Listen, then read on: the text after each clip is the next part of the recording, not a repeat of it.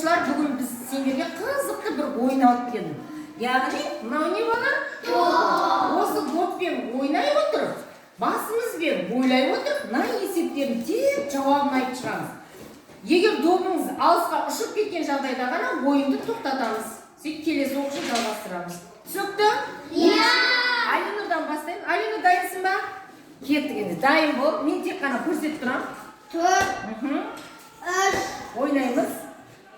4, Қателеспе. Ойнаймыз. 4, Қателеспейміз. 4, Аха. 7, Аха. Тез. 7, Аха. Ойнаймыз. 1, Тамаша. Ойнаймыз. Тамаша. 4, Тамаша. Ойнаймыз. 3, Ойнаймыз. 7, Ойнаймыз. 4, Тамаша. 1, Ойнаймыз. Тез ойнаймыз. Тезірек ойнаймыз. 0, Тезірек ойнаймыз. Қателеспейміз. 9, Қателеспейміз. Ойнаймыз, ойнаймыз, ойнаймыз. 7, Ойнаймыз. 1, Ойнаймыз.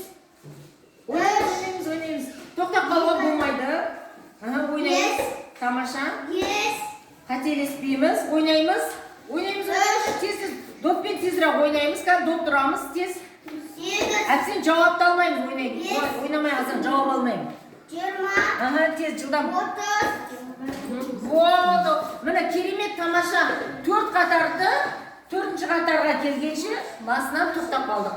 Ойнап отырамыз, доп алысқа ұшып кеткен жағдайда ойынды тоқтатамыз. Бала құттықтап қойсаңдар болады.